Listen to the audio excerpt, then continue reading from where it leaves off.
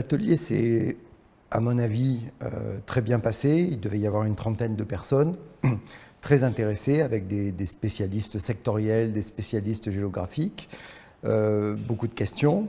Je ne peux pas dire ce qui me frappe parce que je m'y attendais, c'est que l'Asie a tellement évolué ces dernières années et évolue à un rythme quotidien aujourd'hui, dans les réglementations, dans les ouvertures de marché, dans les façons de faire, que les gens qui ont participé à cet atelier, en fait, n'étaient pas vraiment au courant de ce qui s'est passé depuis quelques jours, quelques semaines et quelques mois. Donc, même en ayant affaire à un auditoire de spécialistes, je leur ai appris, moi qui suis l'actualité au quotidien, avec des informations des ambassades, des services économiques et de mes présidents CCE, tous les jours, puisque je parle à 2 pays asiatiques par jour maintenant que je suis en France, là, pour encore quelques semaines, je leur ai appris des choses qu'ils ne savaient pas et qui n'apparaissent pas dans la presse française.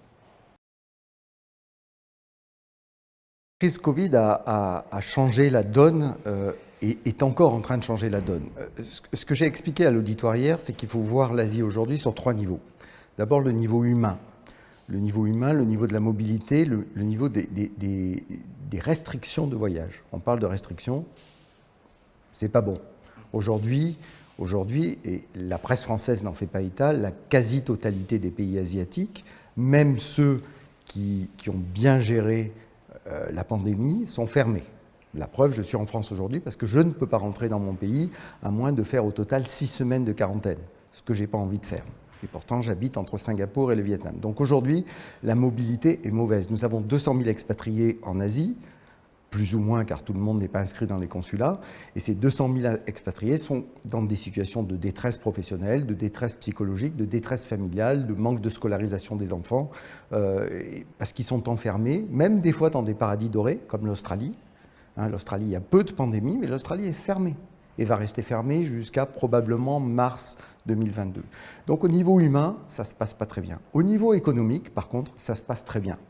C'est-à-dire que l'Asie a repris son activité, l'Asie du Nord a repris son activité d'une façon, je dirais, exponentielle.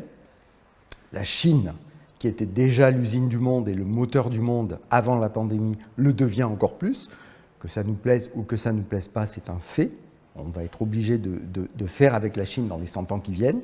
Il n'y a pas que la Chine, il y a la Corée, il y a le Japon, il y a des pays comme le Vietnam et la Thaïlande qui s'en sortent mieux. Il y a des pays qui s'en sortent moins bien, c'est les pays qui ont une économie informelle. L'économie informelle, c'est les gens qui gagnent de l'argent aujourd'hui pour pouvoir manger demain. On peut simplifier, vulgariser en disant les gens qui vivent dans les bidonvilles, qui n'ont pas accès à la santé, qui n'ont pas accès aux soins, à l'électricité, à l'eau courante, qui des fois n'ont pas de carte d'identité. Donc ceux-là, l'Indonésie, Inde et les Philippines, c'est un petit peu plus compliqué, mais globalement, l'Asie s'en sort bien. Et la recommandation que j'ai faite hier à l'auditoire, c'est le moment d'aller en Asie.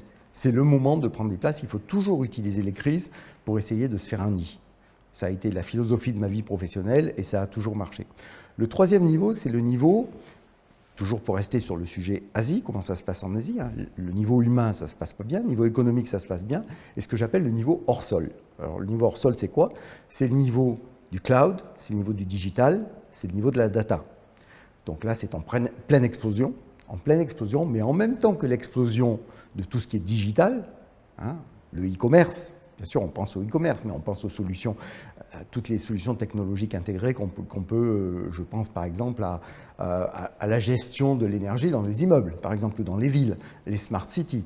Tout ça, c'est en train d'exploser, mais en même temps, il y a une réglementation internationale qui est drivée par 3 forces, par les États-Unis, par la Chine et par l'Europe maintenant, avec Thierry Breton en tête, qui sont en train de réglementer l'usage de ce qui se passe dans les nuages, dans le cloud.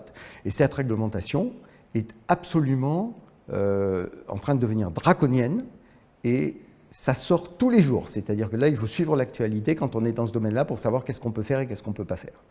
Tous les jours, il y a des nouvelles réglementations par le gouvernement européen, par les États-Unis ou par Xi Jinping.